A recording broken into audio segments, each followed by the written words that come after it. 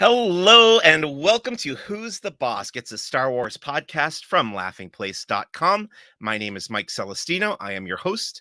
I am the lead Southern California reporter and editorial director for Star Wars content at Laughing Place. This is episode number 191 of Who's the Boss, and we will be discussing all the recent Star Wars related happenings at Disneyland Resort, including the Season of the Force event, which is running throughout the months of April and May. Disneyland After Dark, Star Wars Night, the After Hours events happening right now, and the May the 4th celebration, which happened over this past weekend at Disneyland. And for that conversation, I have invited on the show for the very first time my friend and fellow theme park journalist, theme park enthusiast, Mr. Daps. Mr. Daps, I know your real name, but I'm not going to say your real name. I'm going to call you. You weren't born Mr. Daps. Can we acknowledge that? Yes, we can acknowledge that. How are you? Thank you for coming on the show. I'm doing great. It's always fun to talk Star Wars.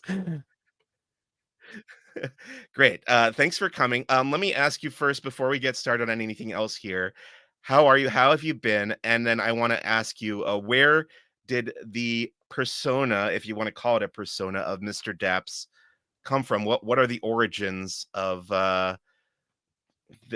people see you at the park, you're wearing the hat, you can pick Mr. Daps out of a crowd. Where did that whole thing come from? Sure. I'm doing great. First off, it's been an insanely busy. I feel like since we kicked off Season of the Force, it has been nonstop, probably for both of us, and we've seen a lot of each other in the last month and a half now. Yes. And so it's been event after event after event, and lots of stories and lots of exciting things happening, which to me is the best way to be. Like, I hate being bored, so this is a fantastic time for to be a Disney fan and also to be a Star Wars fan. And Yes. we've got more coming, which I am stoked about next month. But as for Mr. Daps, I founded Daps Magic 20 years ago last month, oddly enough. Wow. And the funny thing that happened is I have a very common name that parents yell at their kids all the time in the park. and I had I have a lot of friends that are cast members, and oddly enough, could not remember my name, but totally could remember Daps Magic. And so in particular, one named Jimmy that worked on Main Street used to always just call me Mr. Daps because he could remember that. And he was probably a better marketer for Daps than I am, because people would come into his shop and I'd be standing in the corner saying hi to him or something. And as he was checking them out, he would write Daps Magic on their receipt. And he's like, oh, well, Mr. Daps over there. He runs dapsmagic.com. And then he'd write it down. He's like, now you can go check it out when you get home. And so that kind of just started in that little shop on Main Street. And then it kind of trickled out and other people started calling me it as well. And at first I really didn't know what I thought of it and almost didn't like it. And then as time grew, I was like, no, this is cool. I go with it. And it's become probably the best nickname I could have ever come up with, but I'm not that smart, so I wouldn't have. And when I first heard the name Daps Magic, and I knew who you are and how you present yourself in the park, I assumed it had something to do with Dapper Day. Do you get that? Is that something that comes up a lot? Okay. Yeah. But now my understanding, as the years have gone by, is that Daps stands for Disneyland Annual Pass Holders, which isn't a thing anymore. Now yes, we've got we the actually magic. rebranded 2 years ago because it wasn't a thing anymore. And we decided to go with Disney and positive stuff because that's what we are anyway. Okay. And so it basically just makes it super easy because then if I'm interested in it and I like it, we can cover it. And I like that rule. and so it's opened some doors for us that we wouldn't have had otherwise, with like Apple TV and Star Trek and whatever. I know I shouldn't say Star Trek on a Star Wars podcast. That's fine. We have talked about it many times, so don't worry. I love it, and right behind me gives me away. But Yes. but no, I've always been wired that way, to be predisposed to be interested in positive things and approach things in a positive manner. So it was a very natural pivot, I guess you could say. Awesome. Yeah. And if people want to find you, they can go to dapsmagic.com, right? If they're not already aware. And just real quick before we talk about other stuff, what are some of the things that you've covered recently? You've mentioned Star Trek and Apple TV Plus, but any other kind of coverage that people might find if they go and check out your stuff? So we always have a lot of Disneyland stuff, a lot of Magic Key stuff, Star Wars stuff secondarily. But Disney is always kind of like home base for us, and that's kind of my default in the morning when I'm like, what am I going to write about today, or what am I going to produce today? It'll always come back to Disney, and then the center of that target, I guess you could say, is always Disneyland. And then, it goes to Cruise Line and Walt Disney World and everywhere else is within the Walt Disney Company as well. And, but yeah, we've been covering a lot of Disneyland Forward lately. We've been covering a lot of Season of the Force, Pixar Fest, a lot of things that you and I get to do together, Yep. which I think is a perk of what we do. And we get to do these really crazy things with awesome people. And then we get to talk about it. I feel like you're always in the know. You're always there before me. And whenever I have a question about something, I just look for the hat. And I'm like, I know Mr. Daps is going to know if I don't know already. I So try. thank you for all the times you have been so gracious in helping me out in that Oh, way. it is my pleasure. Okay, like I said, it is your first time on the show, which Yeah. I'm surprised because we've known each other for a few years here and there, Yeah. and I just was looking for a good excuse to bring you on the show, and I thought this was a good one. So, before we get into the Disneyland Resort happening, Star Wars happenings, let's do this segment we call the 5 Star Wars questions. This is where we get kind of a baseline, a basic understanding of our guests' Star Wars fandom. Are you ready for Cool. this, Mr. Daps? I am ready. Okay. Number one of the 5 Star Wars questions. What is your earliest Star Wars memory? Yeah, I can remember my dad bought at the time, a very fancy entertainment system with a big TV, and it was one of the first times you could get them that weren't in a big brown box. And the first movie I think we watched was A New Hope. And I was probably, I don't know, early elementary school. I was born just slightly too late to go to the movie like as they were coming out. Mhm. But then I also had to wait a very long time to see a new movie in the theaters. Like, I Right. remember being so stoked when they re-released A New Hope, well, the original trilogy in the theaters in the 90s, because it was like, Yes. "Oh, I can finally see these on the big screen." Yeah. And, your mind is just blown because even though I'd watched all 3 of the movies dozens of times, and as a kid, I, like, recorded them on my, I had a little cassette tape recorder, and so I recorded them because I didn't have the soundtrack, and then I could listen to them. And, and so I can remember seeing the original movie first as a kid, and then the one we always seem to go back to is Empire Strikes Back. Cool. Yeah, you and I are kind of in the same boat on that because I was also too young really to see the original trilogy in the theater, and Star Wars kind of went into hibernation a little bit after that until the That's the early 90s, which is when I really got into the franchise with the expanded universe and everything. And Mhm. then, like you said, 97, we got the special editions in the theater, and really felt like Star Wars was back in a Yeah. big way by that point. Number two, which is your current favorite? What would you call your current favorite Star Wars movie? Or you can pick a TV show if you want, since there's a lot of those now, and why? Oh, that's such a good question. It probably is still The Empire Strikes Back. Like, that's kind of been my always default, Yeah. and that's I love the story. I adore the soundtrack. Like, I think it's just some of the best Star Wars movie music that you can find anywhere, Mm. and that's always a huge connection point for me. In fact, whenever there's a new Star Wars movie or series or whatever coming out, like, I spend an inordinate amount of time listening to the soundtrack. And in the old days, I don't know if you remember this, but like when Phantom Menace came out, the CD actually was released slightly before Yep. the movie. And so you're like digging in to like try to figure out what was going to happen in the movie as you're Right. listening to the music, and you're like, oh, that's not good. I But think, yeah, was it Qui-Gon's funeral was one of the uh-huh. tracks on there? Yeah, it was something like that. And I just remember like that's always been a huge part of the Star Wars experience for me, and, an Empire like, nothing does it better than Empire. Yeah. Awesome. Same question for number 3, but with character. Who's your favorite Star Wars character and why? I'm gonna go with Obi-Wan Kenobi, I think. It depends on the day, but, the more you prepped me on this question, and it threw me into a tizzy because I was like, "Well, I like all of them." No, I have severals that I could pick, but, Obi-Wan Kenobi, mainly because as I've been rewatching the prequels lately with the 25th of Phantom Yeah. coming back, I really like how he grows through the series.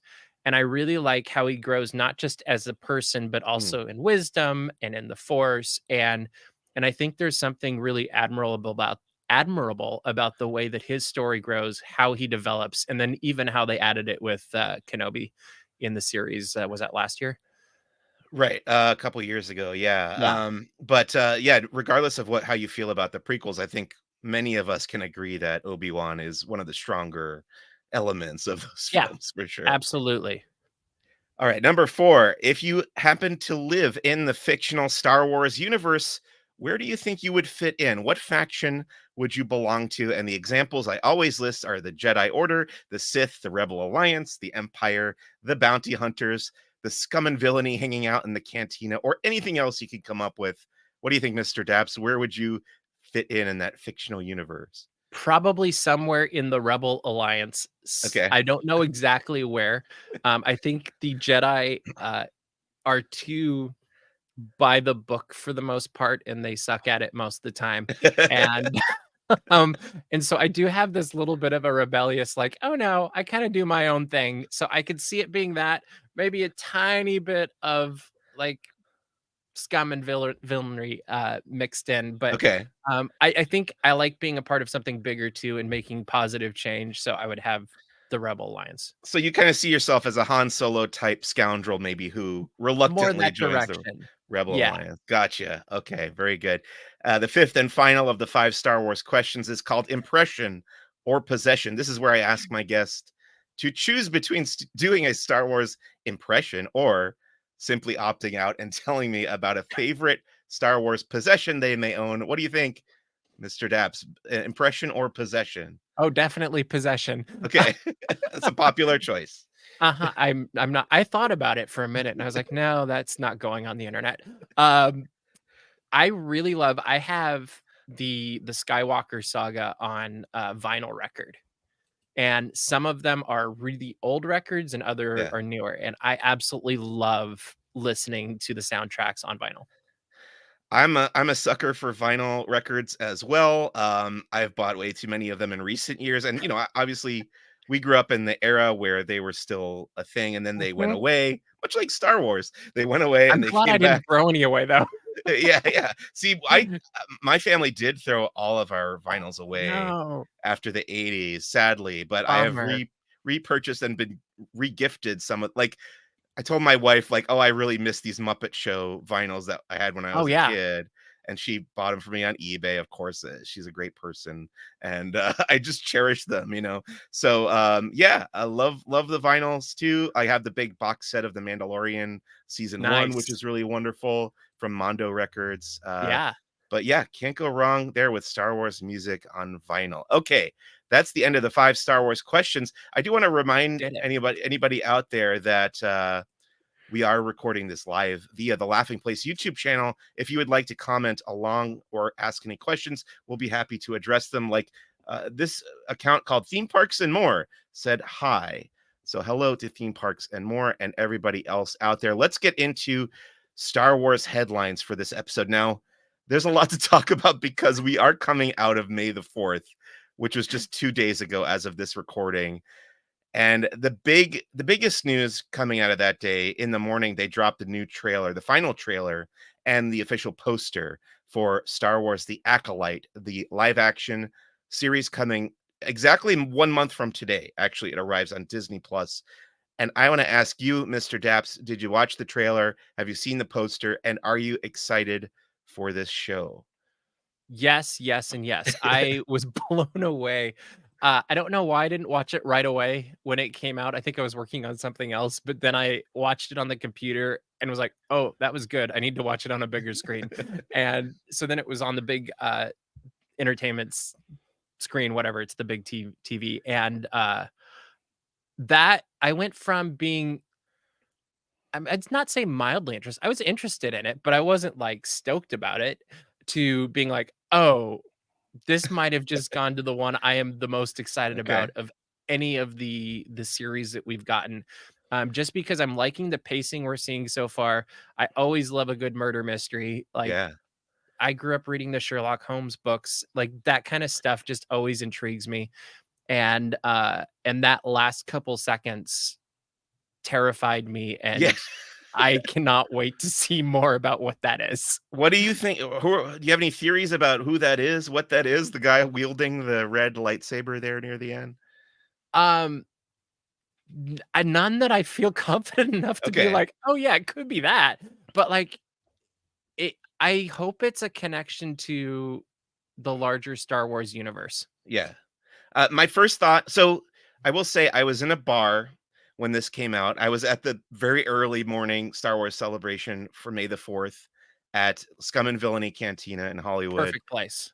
Yeah, and when I saw that the trailer had dropped, I went up to the owner of the bar, JC, and I said, "Hey, the Star Wars Acolyte," because I knew I couldn't hear it on my phone. I was like, "Hey, Right. the Acolyte trailer just dropped. Could you play it on the screens there?" And he was like, Yes. "Absolutely." So I felt very, very proud in that moment that I got him to play Uh-huh. it, and the whole bar stopped and watched, which was fantastic. Getting to see it there. My first thought with that final shot of that villain character was a Knight of Ren, which is those dudes who Oh, hang out with yeah. Kylo Ren in the sequel trilogy, and we don't know a tremendous amount about them. We got some details about them in a comic book series called The Mhm. Rise of Kylo Ren. But other than that, they've popped up in the novels a little bit, but we don't have a tremendous amount of their backstory. And I Yeah. wonder if Leslie Headland, the showrunner of the Acolyte, has taken it upon herself, working with the Lucasfilm Story Group and everything to give us a little bit more about the Knights of Ren. If not, I suppose it might be a Sith. If it is a Sith, they're going to have some explaining to do as to why the Jedi still think that the Sith are extinct by the beginning of the Phantom Menace. We will find out. I am That'd be a also, long time to be in yeah, denial, wouldn't it? exactly, yeah. But as my friend Alex Damon pointed out on his Star Wars Explained YouTube channel, the Jedi have swept things under the rug before. If you've Are you familiar with the High Republic stuff, Mhm. the novels and I comics? Oh, haven't great. read them all, but I've read Oh, a few of them. yeah. So if you've read like Phase 2 of the High Republic, you know that even like Master Yoda knew about these creatures called the Nameless that could basically like Mhm. suck the Force out of the Jedi and turn them into these ashen husks. Yeah. And they kind of hid that for like 100 something years, and Yeah. that could very well happen again with the Sith. Who knows? Yeah, we'll find out I starting a kinda month hope you're from now. right Yeah, about the Knights of Ren thing, though, just yeah, because if they go that path, it opens the world to it's a bigger story that's being told as right. opposed to keeping us kind of in this lane that everything has always been down, and I like the possibilities for that, and I also feel like there's more possibilities of well, it's harder to negate it then. Like, you Yes. can't have people like you and me sitting here in 2 months being like, "Well, that couldn't have happened," and whereas if it's Knights of Ren, they can basically do whatever they want. Exactly. I am kind of hoping it is as well, just because I'm curious to know more about those characters and where they came from and what their Mhm. origins are. So maybe we'll get into that here. And like I said, we've got a month to wait before the Acolyte starts. June 6th, I believe it is, on Disney Plus. Also coming to Disney Plus this Friday, May the 12th. No, sorry, it's coming May the 10th on Friday. The title is May the 12th to be with you. And it's the newest mashup short between The Simpsons and Star Wars. They've done a couple of these before. One was The Force Awakens from Its Nap, starring Maggie Simpson, and one was, oh man, I'm blanking. Do you remember the other title? I think it was I another watched it. Maggie. It was, Yeah. I should have done that homework. Yeah, I thought I would remember and I didn't. I should have made a note of it. I think it's a pun on Revenge of the Sith, maybe, or I don't know. Either That way, sounds right. there's a couple of these already. Now this is the third one for Mother's Day, and Marge is on the cover on the poster meeting Chewbacca, and Chewbacca's growling at her, and her big hairdo is blowing back in the wind. But have you seen those other shorts, and are you excited for this one? Yeah, I think they're really cute, and they're just something that's gonna amuse you for a few minutes, and you go on with your day, and you're like, "Oh, that was fun." And I wouldn't say that Yeah, it's blown my mind ever, right, but I haven't felt bad for watching them either, so I'll watch this one, it'll be fun, and I'll probably be like, "Oh, what was the name of that?" right. And Exactly. So this is kind of one of the fun things we got after the acquisition, the Disney Mhm. acquisition of 21st Century Fox acquisition. And, The Simpsons is part of the Disney family now, and they've been doing these shorts since Disney Plus launched. There's other ones too. They did a Marvel one, they Yeah, did a couple other Maggie shorts. So check that out coming this Friday to Disney Plus. This past weekend, I got to go to El Capitan Theater in Hollywood and watch on the big screen for the first time in a few years, The Phantom Menace. It's the 25th anniversary, which makes me feel very old. That movie came out in summer of 1999, 25 years ago, and it was fun getting to see it on the big screen again. Mr. Daps, did you get to go to this revival of The I Phantom Menace? I did not, but I really wanted to. Yeah, Uh, I had a friend in from out of town, and it was kinda like, sit in a movie theater or socialize, and we probably could have done both, but fair enough. I Disneyland won out. Well, at El Capitan, it's always fun. You've been there, I'm sure, and it's always a great presentation. First of all, sound picture is great, and then they had a costume display in the lower level, which were actually costumes and props from the sequel trilogy. Because, as I learned a couple years ago, Disney doesn't actually own the Lucasfilm archives from Oh, the that's true. pre-Disney days. So they have the stuff that they own is all the stuff that they made, basically. And they were also doing a Skywalker Saga marathon on Saturday. So it was more appropriate for that than for the Phantom Menace. But they also showed a kind of a little sneak peek scene from the Acolyte and the first teaser trailer after the movie to get Cool. people psyched for that. But yeah, like I said, it was just a fun time to go out and check out the Phantom Menace for its 25th anniversary. In sort of political news, there was an appearance by Mark Hamill ahead of May the 4th. He showed up at the White House. I know he's part of like the press briefing there, and then he got to visit President Joe Biden in the Oval Office. Wasn't it Uh, President Joby-Wan Kenobi? Is that Joby what he said? right. Joby-Wan Kenobi. I actually haven't watched any of the Uh, footage from this. Did you check it watch out? Yeah, watch the Instagram reel because it gets all the highlight moments, and, Yeah. like, I guess the president gave him the sunglasses he wears, the aviators, and Okay. so he walks in with that, and he made a joke about, like, but it's one of those cases where you realize how smart and funny Mark Hamill is, Yes. and, it's fun. Yeah, so you can go check that out. We have a piece about that on laughingplace.com. Also in Washington, D.C., how's this for a segue? At the Wow. National Air and Space Museum, they now have one of the X-Wing drones that was used for the grand opening ceremony of Star Wars Galaxy's Edge at Walt Disney World. I was not there for that. I got to go to the Disneyland one, and my counterpart in Florida, Jeremiah Good, was I'm there very for the jealous of him. Disney World version. I mean, we get a lot of stuff here that they True. don't get down in Florida. But, if you saw that opening ceremony, and everybody was comparing this to, what was it, the dragon at the new Mhm. Fantasyland opening, where it was The just really just infamous for the dragon. yeah, just for the media and Yep. others in attendance at that grand opening. And then we never really, they haven't used it again since. We thought it might be a regular thing, and that didn't turn out to be the case. And now that it's sitting in the National Air and Space Museum, I'm guessing it's not going to be in regular use at the Wasn't it Disney park. interesting too that it's just a wasn't it a Boeing drone, I think I read? Oh yeah, And, like, it's actually a thing that exists, and they just put the skin of the X-Wing right. on it. I was like, "That is amazing." Yeah, maybe this was just to give Boeing some good press. I don't know. But there you go. You can go and check that out at the National Air and Space Museum in I don't know if this is the one in the Smithsonian on the mall, or there's like a Oh, ancillary. yeah, because it's the one that's way out in the middle of nowhere Yeah, I in think it's Florida. actually in Virginia, I want to say. Yeah. And that's the one.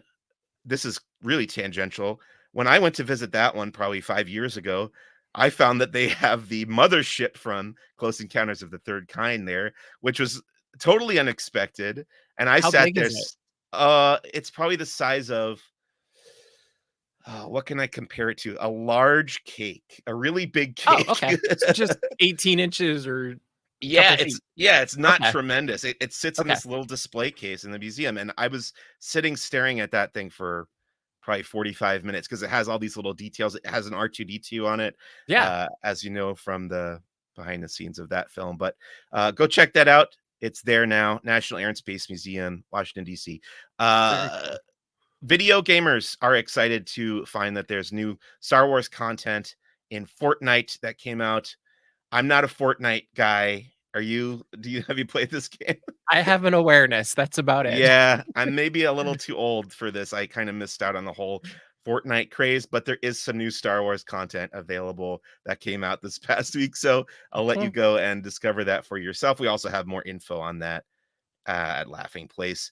Another video game called Fall Guys, which I'm even more clueless about, also added Star Wars content. How about this one? Do you know Fall Guys? Same place. Yeah, I'm sorry. I'm sorry. It This is the escapes problem me. with having 2 guys that are Yeah. basically the same age being Yeah. on. I am a video gamer too. I do play. I've been playing a lot of The Legend of Zelda, but I think the problem is these games are multiplayer games, and I tend to steer clear of those. I don't want to be yelled at by teenagers. They I don't get too know. aggressive. Yeah. Yeah. Let's go into technology news. There was a new ad for the Apple iPhone. I want to say it was the 15, iPhone 15. Yeah. The ad features 172 real life Star Wars fans. Most of them are dressed up as Mandalorian mercs, as they call them. There's some other Star Wars costumes in there as well. And I think it was shot at the Los Angeles Convention Center, from what I could tell in the ad. It's a fun advertisement. Have you checked this one out? Yeah, it was cute. I thought part of me thought it could be about a minute shorter, but I Okay, liked yeah, I was like, "That's a lot of walking," right. but no, it got the point across, and it was really fun to see all the people in their outfits, and the technology's cool too. A lot of fun Easter eggs in that ad too. You can pick out. I think one of the streets they walked past was 1138 or so. One of those numbers that Of you recognize course. from Lucasfilm. I was Uh, watching it on my phone, so it was okay. like Let's go into some merchandise reveals from May the 4th. So, the day before May the 4th, on May the 3rd, Hasbro hosted a live fan stream in the morning and revealed some new Star Wars action figures. A lot of them were from the prequel trilogy. Some of them were from Ahsoka, the live action Disney Plus series. In fact, I just pre ordered the 2-pack of Black Series, which is the 6-inch scale. Mhm. It's a 2-pack of Captain Enoch and the Night Troopers, those zombie stormtroopers. Nice. Very, very excited to get that. And then there's also a 6-pack, which I have not ordered yet, of Rebel pilots in the smaller 3 3/4 inch scale Oh, cool. vintage collection. Are you a action figure guy at all? I was when I was younger, and then I ran out of space, and that is Mm. always my challenge with everything merchandise is Yeah, like well, especially we get sent stuff all the time, right. and so I have, like, boxes of stuff everywhere, but I do have some, original trilogy, action figures from Nice. Star Wars from my olden days that, still hang around in a place of honor. Very cool. Yeah, I went through that phase when I was 11, 12 years old where I got rid Mhm. of everything, and I'll never live it down. I'll regret it for the rest of Especially my life. those. Yeah. Thankfully, they've been doing this is the great trend in the toy industry. They've been doing these re-releases where you can get Mhm. like the vintage collection, and they put them out in the same basically the same packaging. So it's nice to have those again. And you can check out all of these. By the way, I have the same problem that you mentioned of having run out of space, except it hasn't registered in my brain, much to my wife's chagrin. I'm still acquiring stuff. I think that's what you Fair. call hoarding at some point. But check out HasbroPulse.com. You can find all of the May the 4th announcements and reveals, and you can pre-order a lot of that stuff too. A couple of these items were exclusive to certain retailers, like the Ahsoka 2-pack of the Night Trooper and Captain Enoch. That's a Walmart exclusive. Also on Revenge of the 5th, which was yesterday, Amazon had a exclusive Emperor Palpatine in his throne. That's really, really sweet. I I have to missed admit, that. That's cool. I also pre-ordered that one. So more stuff on the way. My wife doesn't listen to the podcast anymore, so she won't hear this. But Oh, you're safe then. Okay, you're good. yeah, really Until they quickly, I'm show just up. gonna exactly. She'll see them when they arrive in the mail. Really quickly, I just want to run through some of the other merchandise announcements that came out of May the 4th. May the 4th, we got a BD1 droid that's available. It's a remote control BD1 available through the Disney store and at Disney parks. I saw it yesterday at Star Wars Mhm. Galaxy's Edge and Droid Depot. Starbucks has some new mugs and tumblers and stuff. Phantom Those are Menace, coming to my yeah. house. Oh yeah, I saw one of them. I saw the Hoth one at the Star Yeah. Wars Trading Post yesterday. Phantom Menace 25th anniversary collection, whole bunch of new merchandise celebrating that movie, including a hat. It's sort of like the Goofy hat that you Mhm. wear with the big floppy ears, Uh-huh. except it's That's Jar Jar. exactly what I thought too. I was laughing pretty hard when I saw that yesterday at the park. So also Cake Worthy, I'm not sure what that is. Disney Wishables, Funko, Rock Love, Roosevelt's, Regal Robot, Sideshow, Tervis, Heroes and Villains, and AMC movie theaters have released a new R2D2 popcorn bucket. All that stuff you can find on laughingplace.com if you want more information about all this very cool Star Wars merchandise that has been revealed, announced, and available for May the 4th, Star Wars Day.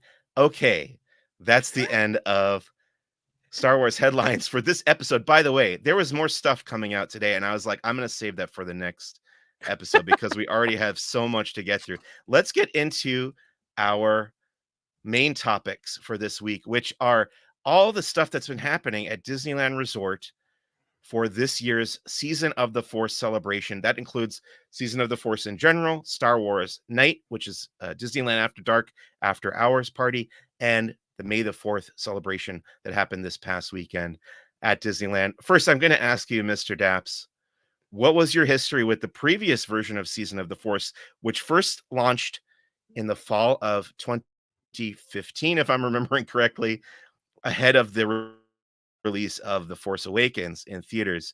Did you experience that? What were your thoughts on that? And then how would you compare this new version of Season of the Force to the previous iterations? Yes, I did experience that, and I loved it, because anytime I got more Star Wars in the parks, I was happy. And I remember it was Hyperspace Mountain came out, and that was just I like when they do the overlays and stuff like that for temp. Was that the one where they kept extending it too? And Yeah. so it ended up being there like 6 months or something. But I thought it was fun. It was great. And I just loved having more Star Wars in the parks. And the thing it didn't have, obviously, is Star Wars Galaxy's Edge. And Yeah.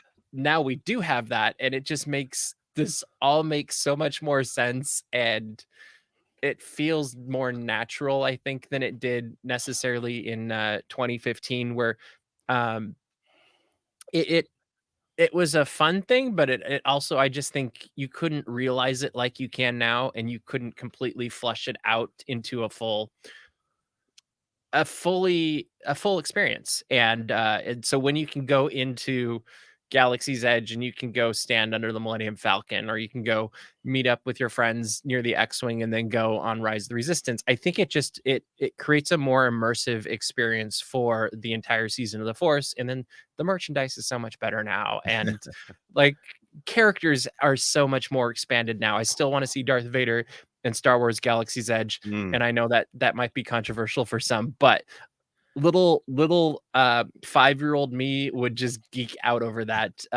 to no end. And so yeah, it's been one of those things. I've always appreciated it, but I think this time was the time where they really offered us the what I kind of initially imagined it would be like. Like, I love being able to watch Fire of the Rising Moons Right. over in Galaxy's Edge at night, which is the fireworks show, and hear John Williams music to fireworks. Is There's very few things that are better in my world.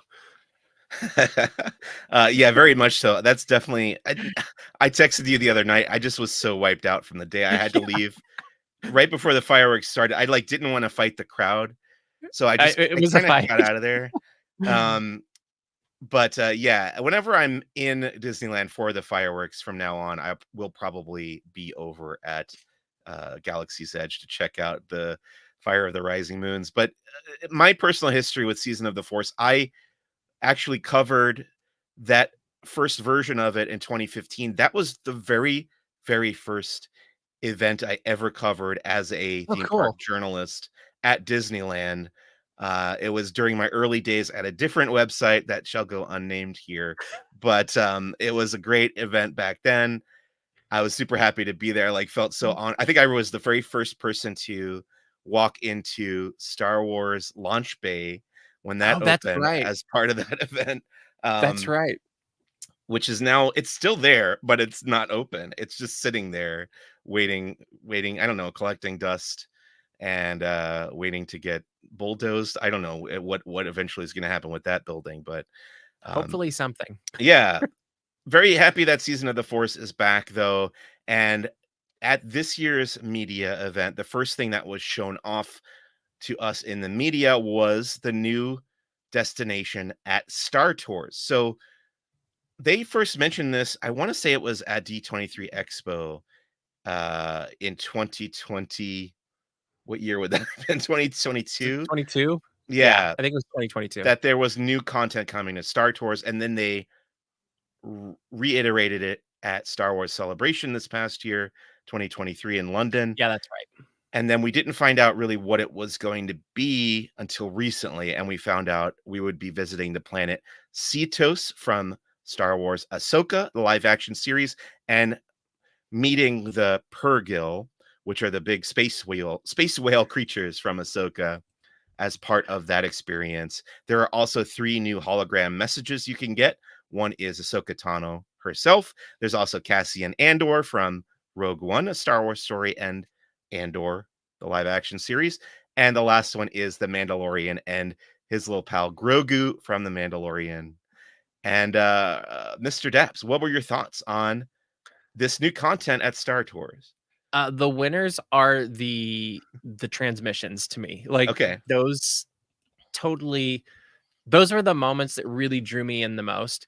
I also liked in the opening scene, I've been on it a few times now, and tend to get the same one. I like that opening moment, things don't Yes. always happen the same way as we're used to them happening. It's not Right. just Han Solo anymore, and I thought that was cool. I love the Purgles, and I love their attempts to give us a different type of experience on Star Tours with some of the different, I guess, physical movements that they did.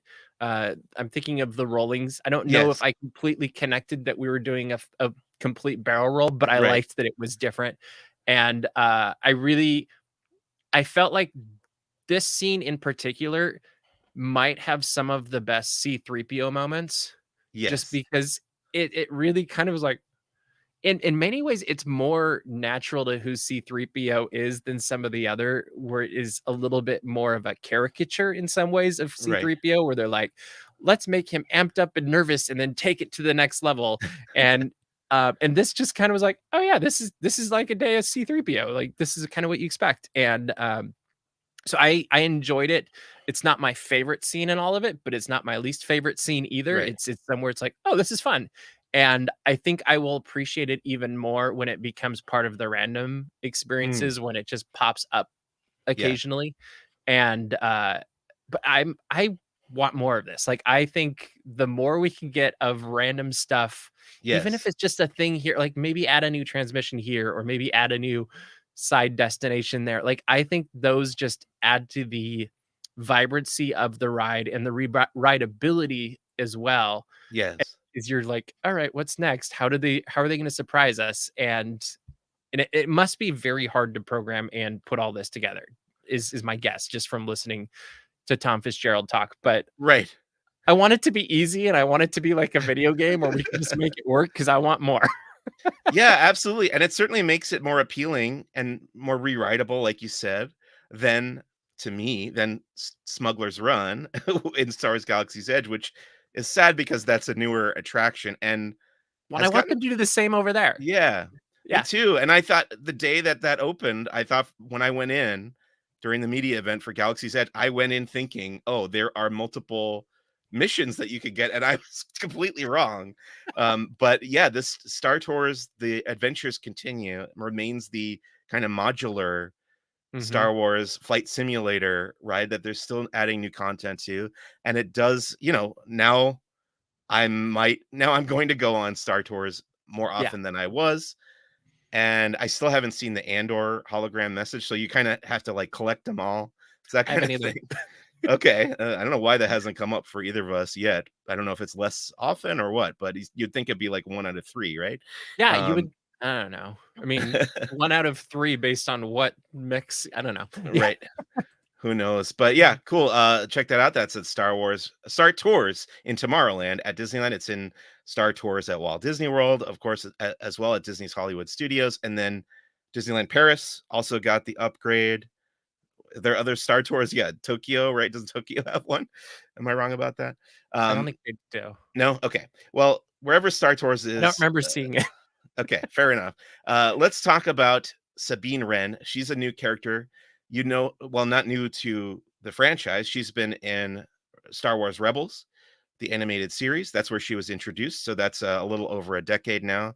And then she Wow. was a live action character in Star Wars Ahsoka, the live action series that came out last year. And now we have a Sabine Wren face character in Star Wars Galaxy's Edge. It was very cool to see her. The performer they got, I thought, did a very good job. The costume is very detailed. There's a lot to look at. Cool. Sabine in the story is an artist, so she's done some artwork on her armor that is neat to see in the park. What did you think of this addition to Galaxy's Edge? I love it. I also didn't know how to talk to her because I didn't have a frame of reference of where in the story exactly she is. Mm. So, it was kind of that one of like, "Well, do you know this?" "Nope, you don't." "Okay."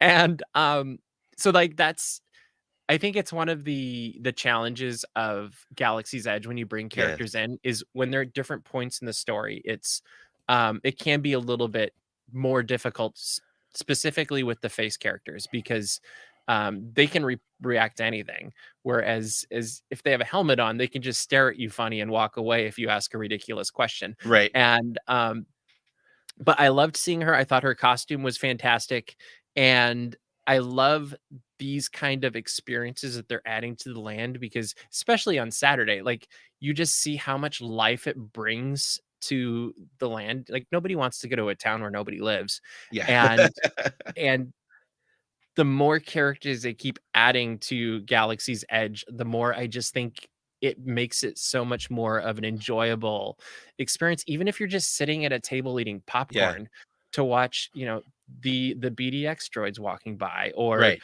or seeing, oh, there's Ahsoka. Oh, here comes Boba Fett. Like whatever. Like it's super cool to see these people that we've seen on the big screen and little screen right in front of us.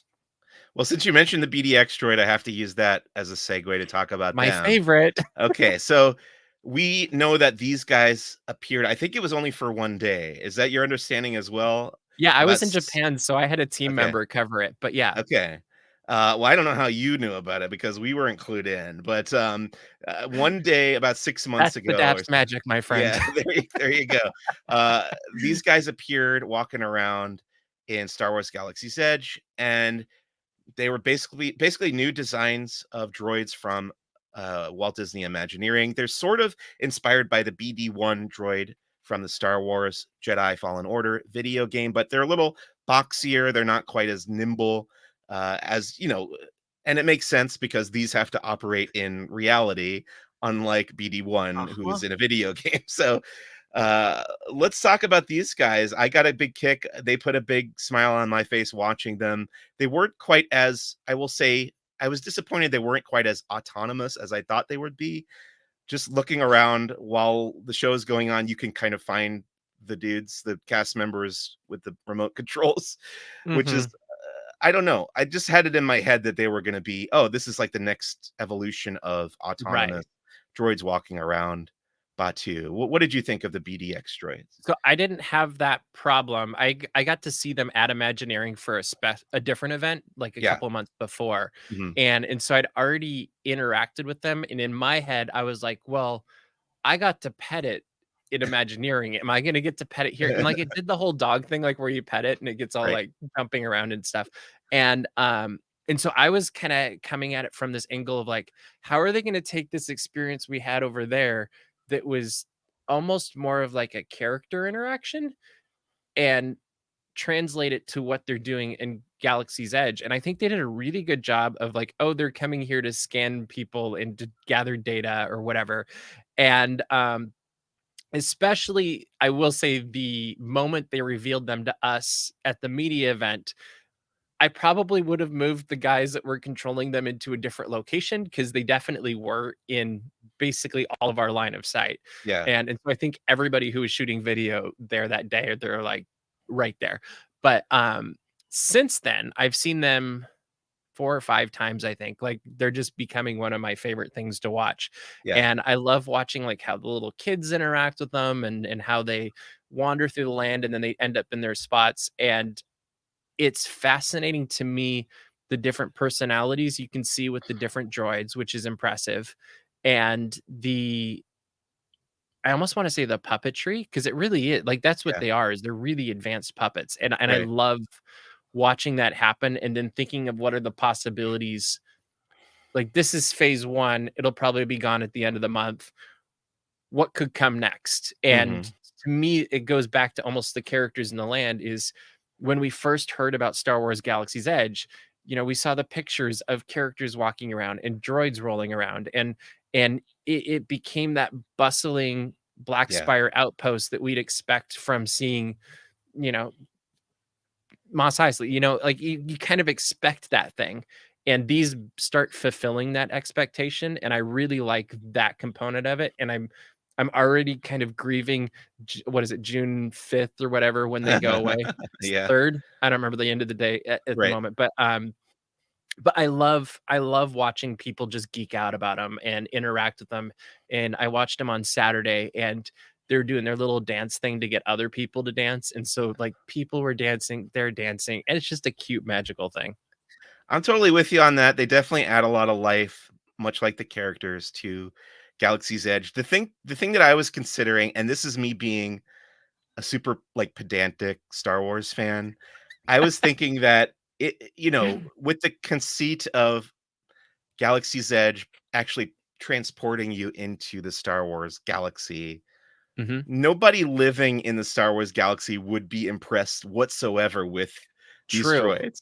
Have you thought about like, I was thinking about the little show that they do and how the operator or the wrangler Mhm. character is telling people like, "Oh, say walk left," and the droid walks left. Like, 0 people in Star Wars would be impressed by that because droids are so commonplace and they I do was like, like "Have you every met menial task. C-3PO?"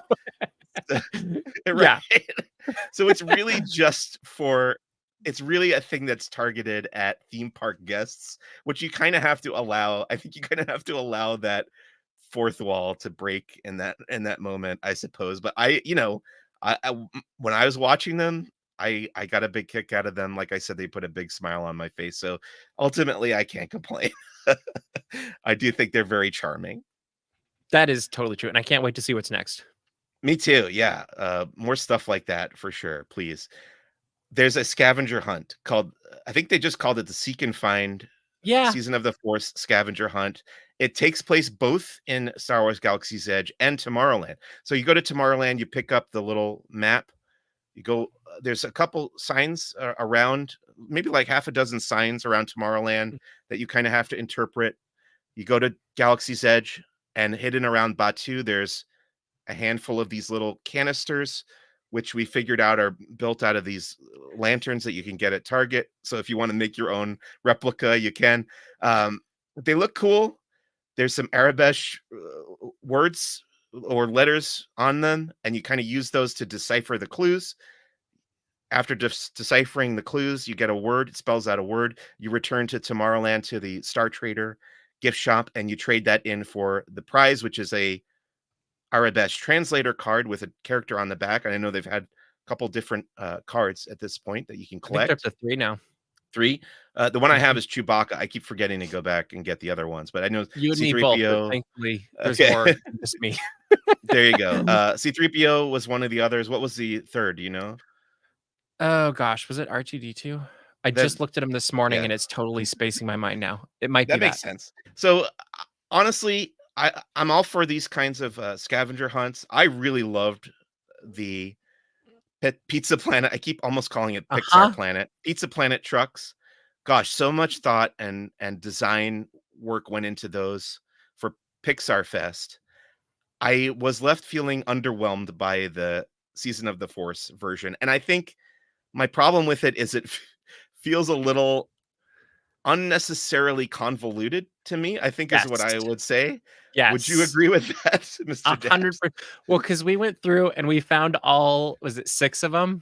Is Yeah. that what I remember? It's something like And 6 or 8, yeah. 8, whatever it was. So we found all these things, and then you have to go and you have to, like, line them up with the stuff in Yeah. Tomorrowland so that you can actually get the word, and I kind of just wanted you to give me the Yes. specifics, like, "This is it is, you found it, it makes the word," and it Right. doesn't need to be the double, like, Indiana Jones clue thing also, and, on the flip side, I applaud them for trying, and I hope it is a first round of Right. multiple Yeah. because I loved the seeking and finding part of it. Like, Sure. I think that's the really fun part, and on, like, the opening day of Season of the Force, you'd see people walking around with their and you still do, but you see Yes. people walking around with their maps, like, trying to find these canisters, and even on Saturday, I was taking some pictures in the land, and I saw people like, there's a group of, like, 4.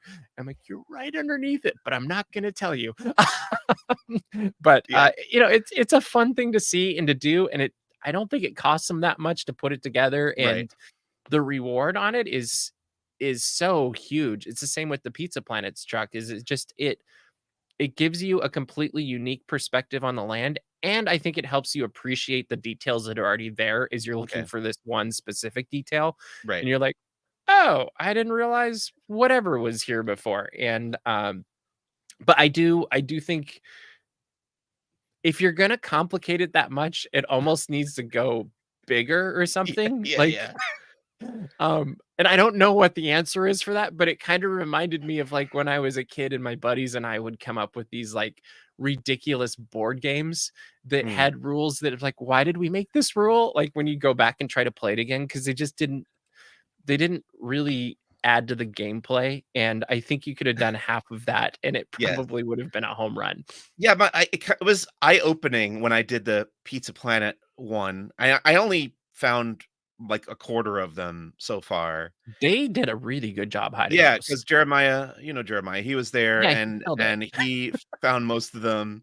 Uh-huh. I was super impressed both with his ability to find them and the work that went into hiding them and designing them, and then I was thinking, like, why is this so much better than the Season of the Force one? I think, And we like don't even get a card at the end of these, and we're yeah, still yeah, beating but them it's up. just so Yeah. much more satisfying, and I think the reason is I think whoever designed the Season of the Force one just needed to remember the KISS rule, like, keep it Mhm, simple, stupid, like, mhm. sorry, I didn't mean to call anybody stupid out there from Imagineering or whoever put this together because we admire all of your efforts, but, yeah, just the simpler the better, I think, with stuff like this, and like you said, the seeking and finding and the design elements are what is going to impress us as fans, as And guests, it so feels like the Pizza Planet trucks were done by somebody who was just creative having fun, and it yes. feels like maybe the seek and find thing was done by that plus somebody who was really, Right, really smart, but also tried to not be too smart,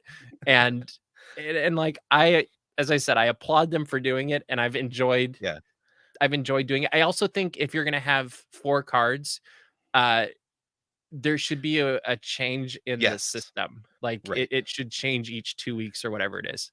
Agreed on that, and, my friend Nick also said the same thing, and I would agree with both those, people, both you and he who had the same, point. I don't know what I'm trying to say there, but let's move on, let's not dwell We on that. gotcha. Let's talk about, magic shots, which is, something that Mhm. you can do if you find a photo pass photographer in Galaxy's Edge, you can ask them to take one of these. I like one of the new ones is, you're holding a little physical prop of a bounty puck. That one was cool. And yeah, and in the finished picture when they send it to you on the Disneyland app, you get a little hologram of Grogu coming out of there, and it says "Wanted" in Arabish.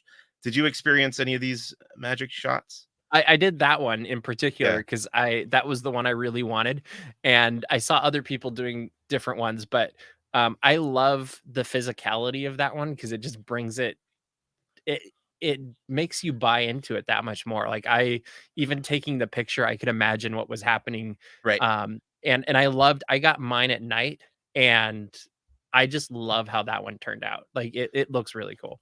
Yeah, that's a cool one. I recommend that too. Those who are familiar with the Star Wars Galactic Star Cruiser will be happy to know that two of the glasses, the collectible glasses that were available as part of that experience. So if you went to, I think they were available in the Sublight Lounge, which was the little bar on the Halcyon ship, and then there was a similar glass available in the gift shop as you were leaving the Galactic Star Cruiser. That one had writing on the side. It said the Chandrila Star Line. The one that's available now, it's I was told, these are just leftover glasses that they had from the Galactic Star Cruiser. It's not the one with the writing on it, but you can get that tall. I think I have. Oh yeah, this is the one I bought at the Galactic Star Cruiser. I also picked up an extra now from Oga's Cantina, and they had the little stubby orb one Right. too. Have you picked these up? I have not yet, and I've fully expected them to already be Okay. sold out, but, they're on my wish list. The problem with buying stuff at Disneyland is you have to carry them. Right. Yes, and these are fragile too, so you wanna Mhm. get them and then just leave and put them in I your feel like car. it's one of those things I need to do it right before close, Yeah, so but if you they look amazing. they're very cool, and I'm really into in-universe Star Wars stuff now, so I was glad to get a couple more of those, and then also available. Well, let's skip ahead and talk about the Jabba the Hutt popcorn bucket. I don't think this is in Galaxy's Edge. I think this is available in Tomorrowland at the Galactic Grill and a couple other locations around there. So it's Jabba the Hutt. He has a little Salacious Crumb clip on that you could take off and put on your backpack or whatever. And then there's a noise. If you open Jabba's mouth and you have it turned on, he laughs. Did you grab one of these?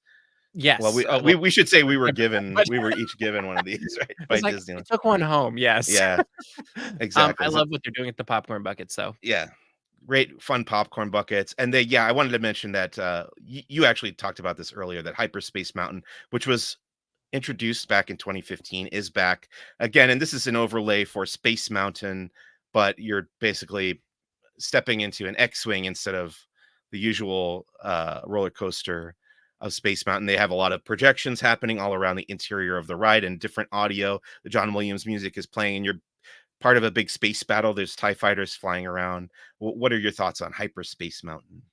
I love it, and I don't go on it as much as I should, but it's one of those it's just a happy, what, 4 minutes, Yes. and it's a lot of fun. It is a little terrifying if it does has an issue and you have the lights come on, but Oh other than gosh. that, it's great. I've never been walked off of Space Mountain. I've never had the lights come on when I was inside there. I had Uh, the lights come on, and they okay. rolled us the rest of the way down, and it Oh was wow. amazing and terrifying.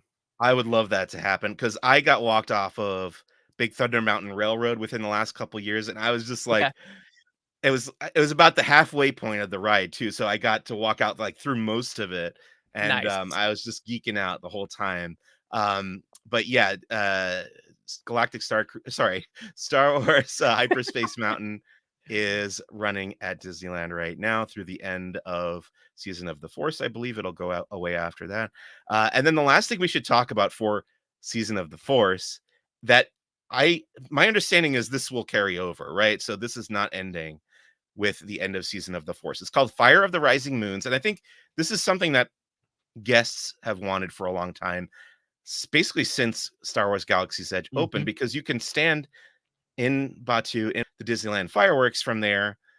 But I think with the exception of New Year's Eve at one point, there was never any music to go along with it in Galaxy's Edge. So now you have the John Williams, the very famous, iconic, beloved John Williams Star Wars music synchronized to the fireworks shows. So they've done two different versions at this point. The Wondrous Journeys, which was the 100th anniversary Disney fireworks show, and then Better Together, which is the Pixar Fest version of the fireworks. You get two Mhm. different versions so far of Fire of the Rising Moons. I expect there will be more in the future. What are your thoughts Sounds on like it, this? doesn't it? Yeah, we'll see. What are your thoughts on this kind of alternate way of watching the fireworks at Disneyland? So personally, I love it, and I I think it's a great way to kind of bridge the gap of what's outside of the land and what's inside the land and make it make sense. And I just think it's brilliant how they can line up the music with a completely different show to make it work. And yeah, Yeah. there's a couple gaps here and there, but who cares? Like it is just fantastic. And it's either and it's kind of a no-brainer because it's either that or you sit there and fireworks explode in the sky and you hear and I'm kind of like John Williams music or nothing. Obviously, I would love John Williams music, and um, I enjoyed the collection of music that they used. I like that they're using the symphonic suite for Star Wars Galaxy's Edge because, like, other than you hear it kind of in Millennium Falcon, but Yeah. even then, like, that's not what you're paying attention to. So Right. it's fun to hear all of these different themes, and Duel of Fates was super cool the other night, and it's great. Now, I have to ask you, since you've seen it more recently than I have, I just haven't had the energy to stay since I think the first time I watched it, but I was bothered by the noise being made by the Millennium Falcon during the show. There was a loud hissing noise that ran throughout the Uh, performance, and it really distracted me from the music. Now, you watched it the other night. Is I that think they still an turned issue? I think they turned the Millennium Falcon off because I remember it before and I can remember it after, and either I was so engrossed in it that I wasn't paying attention because Okay. it was great on Saturday because everybody had their lightsabers and the whole area was just glowing. Um, but I don't think I remember hearing that, and I feel like I would have noticed that. If they did turn it off, if it is different now, I'm going to take at least partial responsibility for that happening because I wrote about it in my review of the show.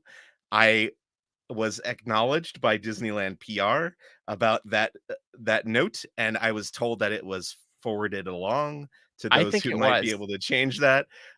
So yeah, if I had an effect on that, that's pretty amazing. But I'm sure I'm not the only person who that was bugging. You can if you go and watch my video from that, it wasn't opening night actually. It was because during the media event it got canceled because of Right. weather. So I was back, I think the Monday after Yeah, I think opening that's what I night, remember.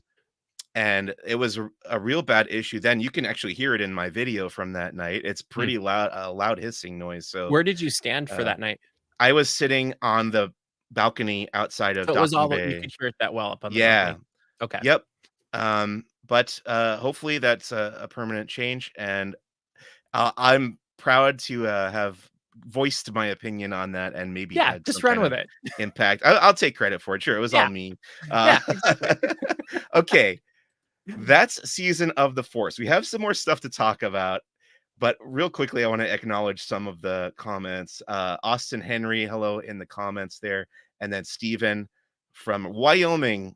Hello, Stephen, to you. Thank you for watching and chiming in there. The other thing that's been happening recently, how many nights is it this year? Do you remember, Mr. Daps? How many nights was Oh Star Wars gosh, Night this year? a It lot. was more than ever, I think. This was the Is most, it like 8? yeah. So I only went the once, Yeah, me too. something like that. And I went the first night to Star Wars Night, but this is something that's happened numerous times in the past. I've gone to every iteration of it's called Disneyland After Dark Star Wars Night. It's one of many different Disneyland After Dark events that have happened. This started around, well, I want to say like 2017, 2018, thereabouts. What are your thoughts on Disneyland After Dark in general before we talk about Star Wars Night specifically? I think they're a fun way to experience the park in a completely different way, and if you're a person that's buying maybe a day ticket instead of having a magic key, Yeah. there is a lot of sense into going to one of these as opposed to just going in during the day because you can still get some of the experiences that are offered by the day during the mix-in for the 3 hours before. Right. And then if you are into rides, like Disneyland Yes. After Dark, you can go on anything. Like, Right. if that's your go button, like, I almost think that's better than the going on a normal day because the capacity is so much smaller during these things. I've enjoyed most of them. Like, I feel like I've found something that's interesting to me at each of them. I think there's been different versions of them that have run better than Yeah. others, where you're just like, "Oh, this is really smooth," and then other ones, it's like you're waiting in lines forever, and I think that part is not always as fun. But even this year, I thought with, Queen Amidala, like, I thought some of the changes they made with how you interact with the characters made for a better, guest experience, and my favorite one was the original throwback night, which I think might have been the first Disneyland After Dark, and it was several Yeah. years ago, and, to me, that one, they just I think they didn't know what was gonna happen, so they just went all out with it, and, like, I'm thinking of Mickey in a Zorro costume. Like, it was just yeah, it was an amazing night, but, I've been to all of them, and I missed one Marvel night, but other than that, I've been to all of them.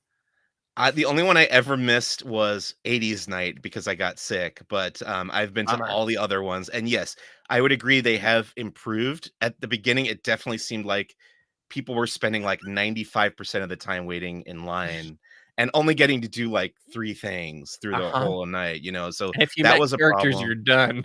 Yes, but agreeing with you on the other point of I've recommended it to non-magic key holders, non-annual pass holders because it's a great you get in at what, 6 PM, Mhm, you have till 1 AM, and you have the run of the park because most people there are gonna be waiting for the unique stuff, and you can just go on ride after ride and knock mhm, out everything in those yep, 7 hours, you know?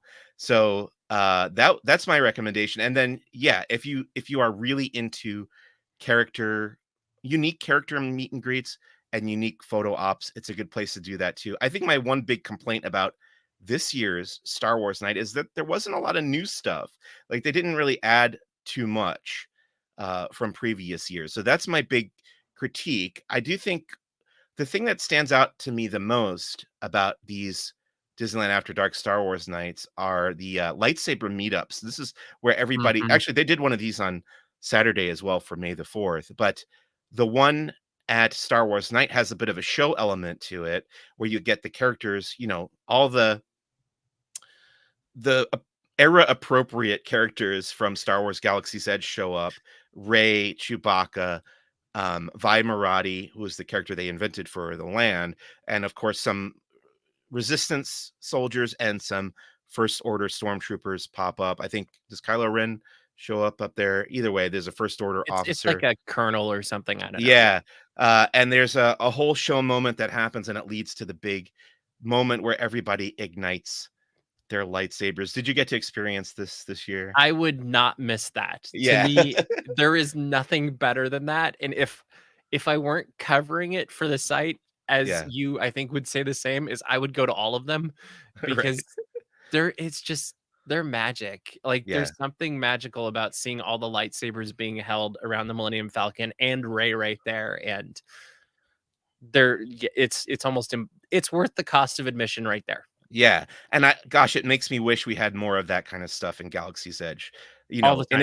addition to Mhm. the characters walking around, I just want more show moments because, as my friend Nick observes all the time, there's stages built around the Yeah. entire land that are not in use. So, Mhm. please, whoever's out there and in charge of this kind of thing, we need more show moments like that. And that lightsaber duel that they had at the grand opening, Yeah. and all this stuff that I know was in the works in the plans and got cut from Galaxy's Edge. Just I think it would go a huge a long way in making the land One just feel more Don't you alive. think the Yeah. land would be packed all of the time then?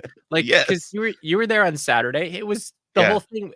It was the most full I think I've felt it since you had Right. to have reservations to go in, Right. and then you just had that, like, stream of people coming in, Yeah. and I love when it feels like that. Like, Yeah. yes, you're waiting for things a little bit longer, and it's maybe a little bit more Yeah. inconvenient, but it's a bunch of people with lightsabers and robes and blasters or whatever. Like it feels so great.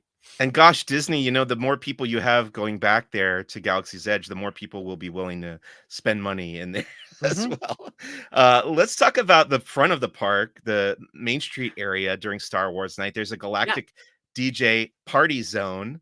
There's also, this is one, I think these are new photo ops in the town square area. Oh, yeah, There's like yeah. a light side versus dark side. So you can kind of choose your path there. Mhm.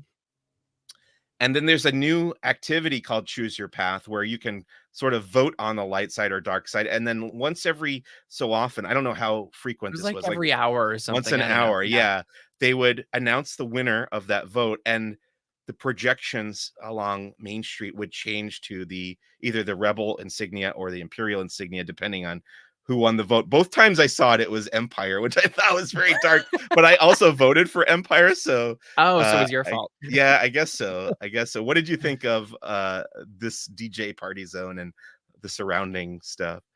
The part that impressed me the most were the lighting around the partners statue, because I thought that Yeah, looked epic. Like, they had the spotlights just shooting up around in a circle around Walt and Mickey, and I thought that was cool. The voting thing I thought was a fun idea. Um, it didn't really seem to catch on, at least the night we were there, where right. we went to the first time they were announcing it, and I feel like there was maybe a dozen people on Main Street watching to see Yeah, what would happen. So I don't know if they quite captured a way to make it really engage and connect with people. And as much as I was joking about you were the one that made it go to the dark side, I feel like there weren't that many people voting, so that is right. possible that you did. Oh And, god. it kind of to me was like, "Oh, this is an interesting idea." I think it needs to be flushed out more perhaps or something, because I don't know, it didn't, like, there's nothing wrong with it. It just didn't Yeah, also I wasn't excited by it necessarily. Like, it was just kind of another thing that was there, and I loved the DJ. Like, I thought he was really like, he was just fun, but yeah, most of us, I don't feel like people go to Disneyland After Dark unless it's like 80s night or 90s night and they wanna dance with, like Goofy and Max doing Powerline or something. yeah. Like, Star Wars, you're not really thinking of, "Hey, I'm gonna go to a dance party." Like, a cantina, yes, but dance party in Star Wars is not, like, what you think of for the Star Wars bigger story. And so I didn't see that many people really going into that the whole night. Like, it was one of the quieter areas of the park, which really surprised me. And I almost think you could do something, like, similar but different over in Fantasyland Theater and kind of, like, blend it with an old Videopolis kinda thing going on, like Mhm. Star Wars Videopolis, and I'm just thinking off the top of my head, so this might be a terrible idea. But I feel like if you did it there and it was contained so you could get more critical mass with people getting into it, I think then also the light side, dark side thing probably could have been more exciting for people. I don't know. Yeah, I agree with you on those points for sure. And I will say that the thing that impressed me the most about the hub during this year's Star Wars night were these lights, these kind of spotlights that they had around the partners Yeah, statue, which I that don't was the think they've best. done that before. That seemed new to me. That jumped out to me. No, my But camera went crazy. yeah, that was a really cool effect just around the Walt and Mickey partner statue in the Mhm. middle of the hub there. So that was pretty memorable. And the projections on Sleeping Beauty Castle and down Main Street USA were all pretty cool. Some returning shows to Star Wars Night. There was the lightsaber instructional in Fantasyland by the Matterhorn. There was the March of First Order in Tomorrowland with Captain Phasma and the First Order stormtroopers. There was a costume cavalcade where they invited guests who were dressed in any kind of Star Wars costume to march along with. I didn't see it this year. Were Mickey and Minnie part of that? Mhm. Yeah. I think it was the same as last Okay. year. That's down Main Street, USA, and then Figure and Dan and the Modal Nodes on the raft in Rivers of America, which always Much gets a better than on the than when they were on the deck last week or last year. right. Were they up above the Golden Yeah, Horseshoe? last year. Yeah. So, actually, I also thought that the choreography was better on Figure Dan in the Middle Notes. Like in years past, they were really going nuts. I was like, Uh-huh. this is It's a not little bit how over the they. top. Yeah. Yeah, I don't recall them being that energetic in the movie, and I think they kind of toned them down. So that was very cool. Any thoughts on any of these returning shows? The one I always liked the most is March of the First Order, and I Yeah. loved this year. I felt like it was because it's been around a little bit longer, it wasn't completely packed every show, which meant I saw it twice this year because I had never gotten to see the resistant portion of the story, and I thought they did a better job of showing that this year. And so it was very fun to watch it from up front first, where you really get a good view of Phasma and the First Order stormtroopers. But then if you went back by actually it's kind of by that DVC booth. If you Okay. were over in that area in Tomorrowland, Yeah. you could actually be there when they would arrest one of the was it one or two of the resistance fighters were standing around there, and then they'd escape. And I loved that part of the story because then if you kept following them, they ended up on the second level of the whatever you want to call that building now. But it, it was very Interventions yeah, I was like, or I don't know what the building's called anymore. Like Carousel of it's Progress, the America's launch Sink. bay that doesn't launch anymore. But yeah, they ended up hiding up at the very end as they're leaving, and then they kind of like follow them off. And so it was kind of a fun little like B story that was happening that I thought added like I just thought it was fun to watch this year. Yeah, you were telling me about that at the event, and I have somehow always missed that part of the show because I stand by the launch bay Me building. too. And I Um, just happened to have somebody be like, "Hey, did you see this?" I was like, "No." so yeah, exact. I gotta remember of Mhm. course, I will forget by next April or May, whenever this I mean, we happens both again. will. Yes. Yeah. But next time I hope to catch that. I'm gonna run through a list really quickly Do it. of the characters and photo ops that were available during Star Wars Night. So you got Jawas and R5D4, Ewoks, BB-8, Queen Amidala, Ahsoka Tano, C-3PO, Fennec Shand, Hera Syndulla and Chopper, The Mandalorian and Grogu, Darth Maul, Darth Vader and Stormtroopers, Emperor Palpatine and the Royal Guards, Luke Skywalker, Princess Leia, and R2-D2. Those are the advertised characters. I know there were a couple more that popped up, like the Gamorrean Guard I saw. I'm not sure if there were any others, but Did you say those. Anakin? Oh, and Anakin. Yes, Anakin Yeah. was hanging around by To me, Queen that was the big Amidala. one. Yeah, Yeah. and then the photo ops were around the park. This is not all in one area. You got the light side versus dark side in Town Square that I mentioned. Mythosaur skull that was on the Big Thunder Trail. Han Solo and Carbonite and Jabba the Hutt were in Tomorrowland. There were thrones from Book of Boba Fett, Bo-Katan's throne from The Mandalorian, Emperor Palpatine's throne from Return of the Jedi. Those were all by the Matterhorn. There was the Rebel base. I think that was in Fantasyland this year. And then the speeder bikes was on the other side of the Matterhorn. Anything jump out from either of those lists that you want to mention? Obviously, it's a lot of stuff and it can be long waits to get through some of them, but they were doing that like alternate kind of Mhm. walk by meet and greet where you don't really get to stop, but you can take a quick picture or a It's the selfie with selfie them. stop. Yeah. Yeah. Um, uh, I thought it was great. I really liked seeing C-3PO. Like, Oh I my I think gosh. anytime you see C-3PO is Yeah. just I I'm incredible. gonna interrupt you there because I have a Do it. quick anecdote about C3PO. Last year at Star Wars Night, I think it was last year or the year before, they had C3PO coming out in Galaxy's Edge. And when the time, I saved him for last, I think. I went over there Uh-oh. to catch him and he was walking out. I was shooting video of him walking out and part of his like shin fell off. Oh, So no. he immediately turned around and went backstage and never came out again. And this year they had when I saw him this year, he was behind the little barricade at what's called the Black Spire Station or the little like land speeder garage. Mhm. So he was kind of walking around back behind there. I went up, got a selfie, and he was interacting with some other guests. I took some video of him.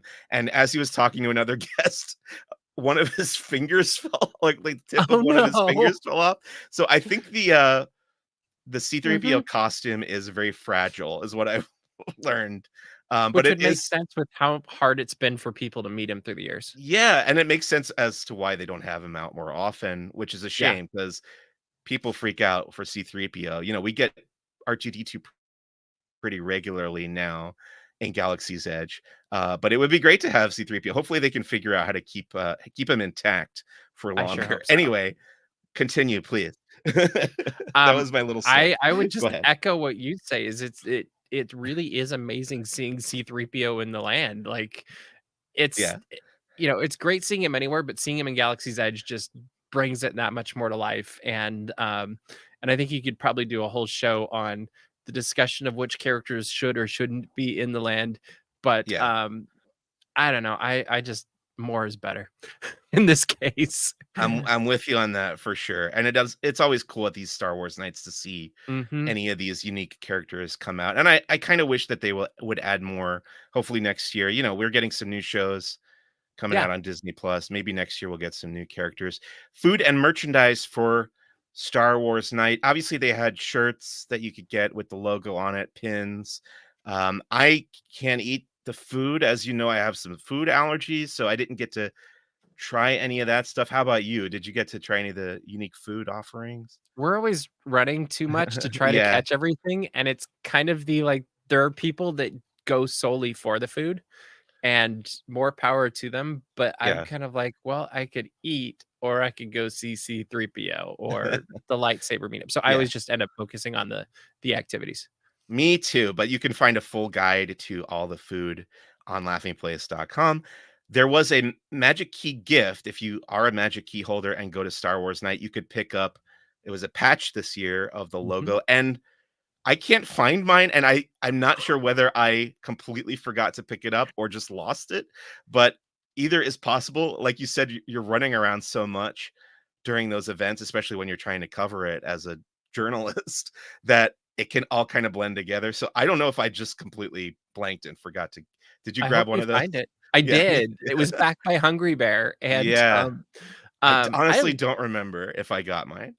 I think these are the best gifts they've given at these things this Yeah, year because each one has been a patch. So, what do we yeah. have, a pack of 4 by the time we finish? Is that right? Okay, And so I like that we're getting a whole collection of yeah. these Disneyland After Dark Magic Key patches. It's cool when magic key holders get a little bonus for going to one of these Yeah, after hours events, and then, the event wrapped up with a fond farewell. You had Mickey Mouse and Minnie Mouse in there. I guess you would call them, like, Star Wars fan outfits. I think for is droids. Yeah. is Mickey R2-D2 and Minnie BB-8 or the other way around, or do you recall? I think Minnie was BB-8. Yeah, Yeah. and they just wave It's bye cute. goodbye from the Main Street train station Mhm. there. Pretty fun. It's exhausting, as you know, and I'm always glad to have gone. I think I will say that I get to go for free. We're not given tickets for these events by Disney, but Laughing Place does pay for me to go, and I always wonder like what would my thoughts be on Star Wars night or any of these Disneyland After Darks if I was paying for my own ticket. I think I would have a little bit of a different take, but it is a fun and very exhausting experience for me every year. I don't know, do you feel the same? Oh, it totally is. Okay. And I do pay my way each time because I do think it's one of those things where there is a good, um it's the perceived value of each of these events, and Yeah, I think it just creates a nice. I feel like knowing you, you would go to this either way. Um, I mean, I'm just guessing, but, probably.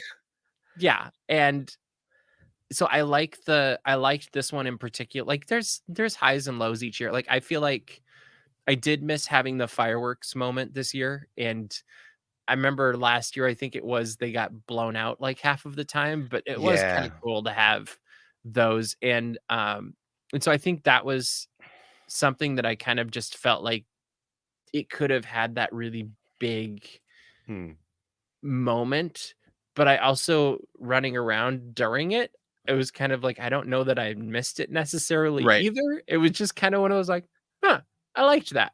And, yeah, I just think I would love to be able to spend more time in Galaxy's Edge during these things, but with the way we cover them, that's almost impossible.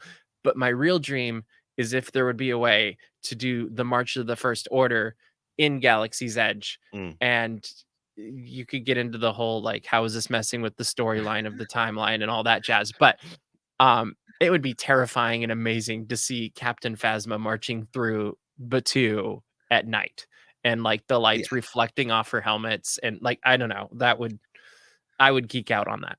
I think, yeah, the timeline has been broken enough that they could get away with I it, think at and least here. Yeah.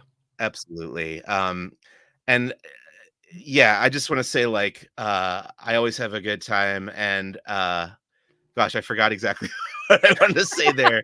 And I was going to build on something that you were saying, but we'll just move along to the final thing that I wanted to talk about, which is Star Wars Day, this past May the Mm. 4th, the freshest thing in our memory because it just happened 2 days ago at Disneyland. Also the And blurriest. also the what? Blurriest. I know what I wanted to say. It was about the fireworks, and the reason Oh, why yeah. they don't do them anymore at Disneyland After Dark, I think, is because promising these fireworks as part of the Yeah. admission price, and then so often they were getting canceled because of the weather. Yeah, I agree. That's probably why they abandoned that. Why did you say May the 4th was the blurriest? Oh, I just felt like it was such a busy and Oh, okay. hectic day. Like, Yeah. it was like Galaxy or Star Wars after or Star Wars night is just a few hours of that, and then, Yes. like, Star Wars day is the entire day. Well, I didn't get there. So I had an event in the morning that I was previously committed to, and then I didn't get to Disneyland till like 4:30 or 5 p.m. Okay. So I didn't have the full day experience, but I think I got to see most of what was going on. But let's start with talking about the merchandise because I thought it was interesting that this year's May the 4th Star Wars Day merchandise at the Disney parks is themed to the 1980s Droids cartoon, which Mhm. I didn't see that coming, and it's not something that it's on Disney Plus. You can watch it now. Yeah. So it's not like they're hiding from it, but it's not something that gets a lot of attention or merchandise. So I guess it was sort of pleasantly surprising. What did you think of the merch this year? I thought it was cute. It was a little bit out of left field, but on the flip side, Yeah, we had didn't they do, like was that when they did Life Day merchandise once or something? they've done Like Life Day, yeah, in yeah, I November, felt like yeah. well, I thought they also did some weird merchandise one year for Star Wars Day where it was just kinda like, "Oh, well, this is a little obscure too." So I kinda wonder if maybe, it's just one of those things that somebody in an office somewhere, Right. they're like, "I like that," and they get to do that, and who knows what that'll do for the synergy of the show on Disney Plus, but I thought it was cute. I thought it was interesting, and I can't remember if they've done this before. I feel like they have, is they were selling it in the marketplace, Hmm. in Galaxy's Edge, and I Yeah. almost prefer to just stay in Tomorrowland because it was weird to have the regular racks. Right. Um, but, it was fine. Yeah, so that's something I wanted to address actually is once you make your way over to Star Wars Galaxy's Edge and Batuu for this past Star Wars Day, they've kind of done away with this concept of Black Spire Day, which was the Yeah, in-universe celebration of Star Wars Day. And Black Spire Day had its own merchandise and pins and everything. that's what I was thinking of. Yeah. I have a shirt from a year past Black Spire Day. I don't know if I ever got one of the pins, but now I kind of regret not picking up more of that merch because it seems to have been completely abandoned in favor of them just selling the May the 4th merchandise that you Mhm. can get elsewhere at the resort in Black Spire Outpost. So I am not sure how I feel about that. I thought it was a little disappointing. I don't know. I think I'm halfway between a purist and a laissez-faire kind of person when it comes to Galaxy's Edge I because agree. I'm okay with the characters that don't fit into the timeline, but when it comes to, I really love the idea of not selling any merchandise that has the big Star Wars logo on it, you Yeah. Do know? you think part of that too, though, is you could take just about any of these characters, and in a lot of the different books and whatever, they've had their moments on Batuu. Yes. And so you could kind of make the argument that yes, the timeline is different, Right. but they fit in the space. Yeah, Whereas when you put a rack yeah. of clothes, there's no argument for like, Yes. oh, a clothes rack that says Star Wars fits in this space. Like it just doesn't. Like it'd be putting Absolutely. a cowboy hat in Tomorrowland, which you could Yeah. argue does make sense if you're going Dave Filoni. But Right. um, but Uh, you know what I mean. I do definitely agree. I wish they wouldn't do that kind of thing. And it's funny the one character that you were saying earlier that you wish would show up, not Captain Phasma, but Darth Vader, Uh-huh. that you wish would show up in Galaxy's Edge. He has He's in the visited books. Batuu Yeah. in the Timothy Zahn novel. So Uh-huh. It would make perfect sense for him. And geez, I want to see Grand Admiral Thrawn walking Oh, around. that would be so That'd be cool maybe too. maybe with the movie, right? I That don't would be know. great. Other new merchandise that I spotted during my May the 4th experience at Disneyland, a really cool new electronic Dejarik board. That's the hollow chess board that you see Mhm. on the Millennium Falcon. I have not bought that yet, but it is on my radar. I've got the wooden one from Galaxy's Edge. So I don't know if I need this one. Looks more like the one on the Falcon, so maybe uh It's just a there's matter of time. exactly. There's more toys and action figures. There's the Starbucks mug I saw at Star Wars Trading Post. Oh, new helmets from Hasbro, the Clone Trooper one and Captain Rex. Those were really cool. Any other merchandise jump out at you? I know before we get into the Galaxy's Edge stuff, was there any like general Star Wars merchandise that you saw? I was all about the Starbucks stuff. Okay. Like, that was the one thing I allowed my I have another thing that I have a ridiculous collection of is mugs, and, I think I have all of the Starbucks Star Wars mugs so far, and Yeah. so the real problem is when they keep releasing new ones, and then they make this is the Discovery series instead of Been There, which You Were Here was before that. Now I'm committed to another however many mugs, so, you know. Yeah, I have that problem too. I bought the Batu Starbucks one, and I Nice. kinda, like, stopped myself there, but we have so many mugs that it's just uh, I'm That's yeah. a guilty pleasure for me. That's right, and you even have, on your Instagram, you show off which mug you're using I try to that yeah, morning, and so that's a fun little tradition. I stopped by the Lego store at Downtown Disney. They were doing a that was little May the cool. 4th. Yeah, they had a lot going on for May the 4th. There was, like, an outdoor kiosk selling all the current Star Wars Lego sets. They had a brick-built mural that was being assembled on the other side exterior of the Lego store, and guests could line up, build part of the mural based on the instructions there, hand it off to a Lego employee.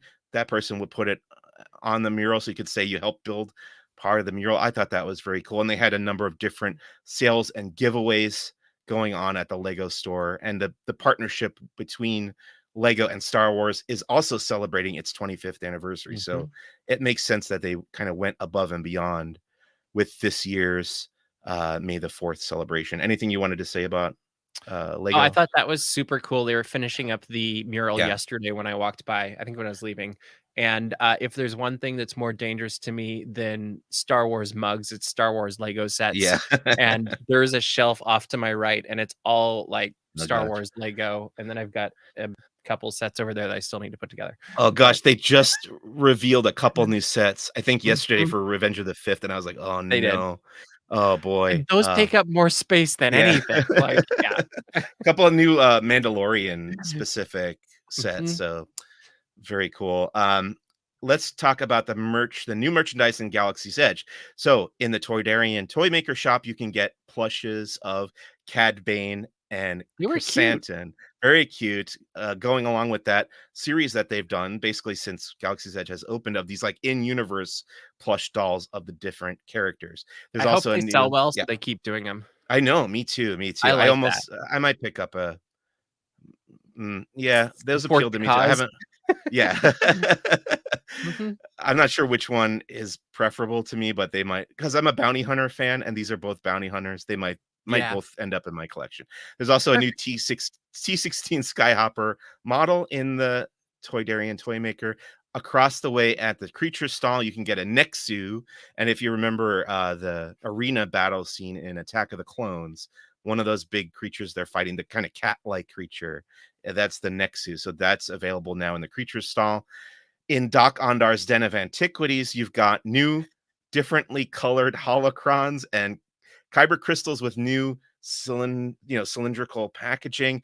And I'm told that there are new voices you can hear if you listen to the kyber crystals via the holocrons or the Sith wayfinders. Um, all sorts of new stuff going on in there. I will admit to having picked up some of that, but haven't checked out the functions yet. And then if you're a collector of these in-universe Star Wars gift cards, the Batuan Mhm. Spira. There's a new edition. This is the 3rd edition, I believe, of the Spira, and I grabbed one of those as well. It's basically $5 because you're gonna spend that money on merch, which I did Yeah. immediately. So, any of this merchandise stand out to you?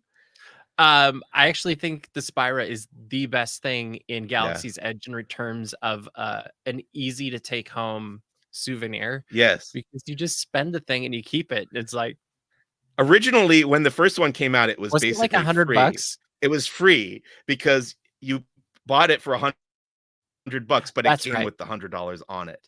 Yes, Now it's $100. Now it's $105 and comes with that's what it is. $100 on it. So So it's you a are $5 thing. paying Who the cares? $5. Yeah, No, it's exactly. I think that's one I'm of the yeah, best things. I love like I said earlier, I love in-universe stuff, and they sell all the, like, the in-universe, currencies in Docs too, but having the Batu and Spira feels even more special because it's themed to Batu, the land that was created Yeah. for the land, the world that was created for the land. There's also a Mhm. salvaged stormtrooper helmet popcorn bucket that debuted on May the 4th at Kat Saka's Kettle, and this looks like a first order stormtrooper helmet. You can put popcorn in it. Popcorn buckets are a big deal at Disney parks. There's a Sap Tap cup, which I bought. It's a new in-universe cup. It's inspired by, as my friend Nick figured out, it's, inspired by an episode of the Star Wars Young Jedi Adventures animated series Oh, on yeah. Disney Plus. That's very cool. I grabbed one of those. It's got a crazy straw.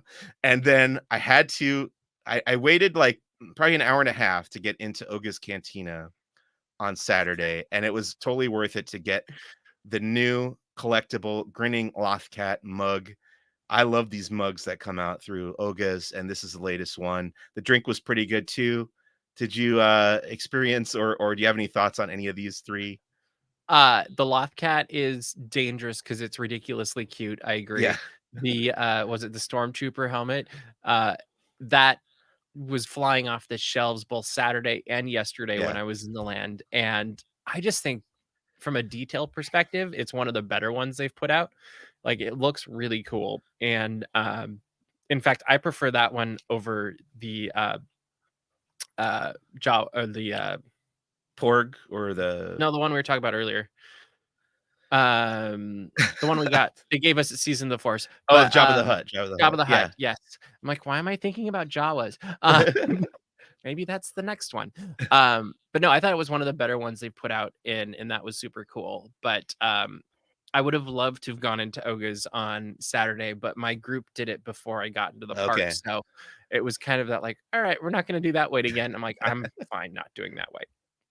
So something that you did get to experience that I didn't experience was the fireworks, the Mhm. Fire the Rising Moons from I think you were standing near the Millennium Falcon from the Yeah, I picture was you kind sent of me. right in front or right to the side of it.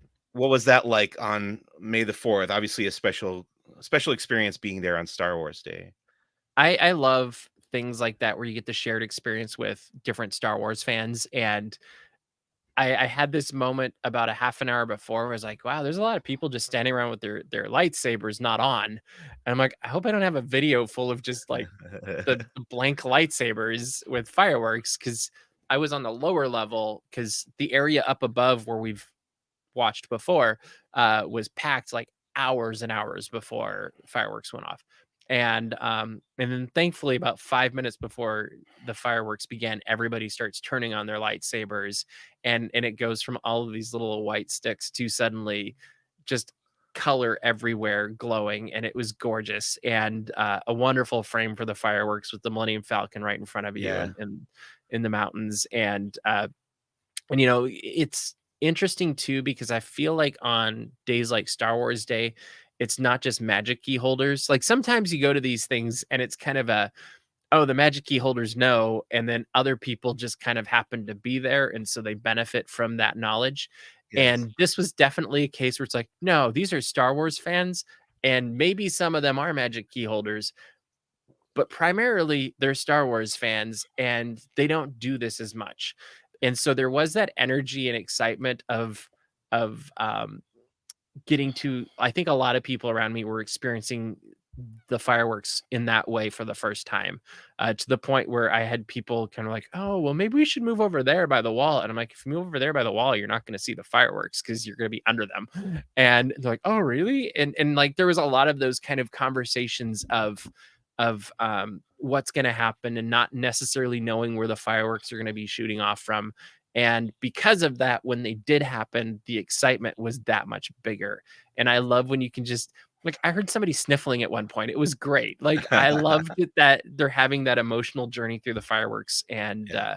and you get the Millennium Falcon right there. Like we are the luckiest people on the planet that we get to walk in and see the Millennium Falcon basically anytime we want. Right. I think that all the time. I'm a very lucky Yeah. person for getting those experiences.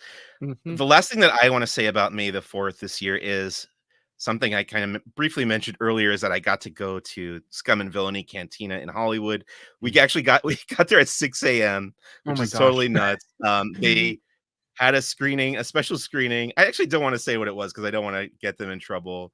I don't even know if it was something that's on anybody's radar from Lucasfilm or whatever. But I will say we had a blast after the screening at 10 a.m. You know, there was stuff happening in between. The news was there. We were on KTLA. And then at 10 a.m., they did Star Wars trivia. So I'm pretty well versed in Star Wars. I would say I host a Star Wars podcast. I write about Star Wars for a living. Um, but this is very competitive Star Wars trivia.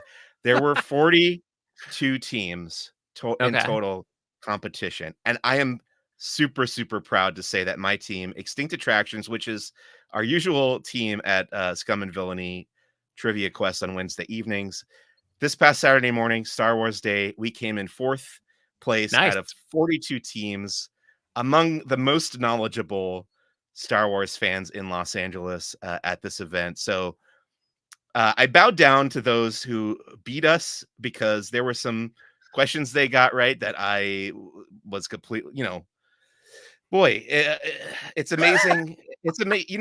Whenever somebody knows more than me about something that I'm completely obsessed with, I'm impressed. So this Mhm. definitely falls into that category. So congratulations, and thank you to Scum and Villainy for putting together such a wonderful event. We're really coming to love that place and feel very at home there. And this was definitely like the peak of that because it was Star Wars Day and a super, super fun time and glad to have been there.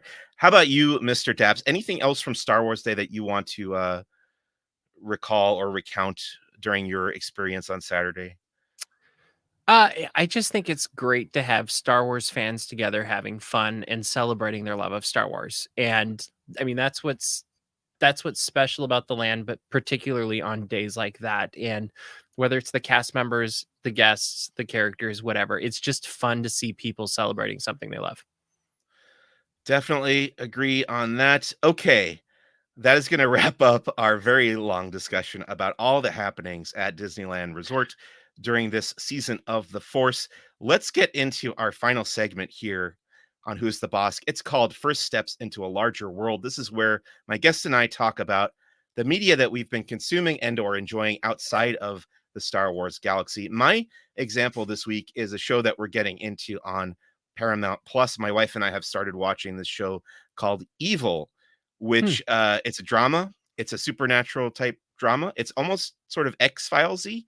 It Oh, cool. the first season was on CBS, and then it moved over to Paramount Plus. I know it's going into its fourth and final season very soon, and we're kind of just struggling to catch up before that happens. But we're very gradually making our way through the first season and enjoying it quite a bit. I will say it has a great cast, including Michael Emerson from Lost, who plays Ben on Lost, Oh, cool. and he's basically the devil in this show, which is sort of kind of typecasting for him, but he does a great job, and I'm really digging it.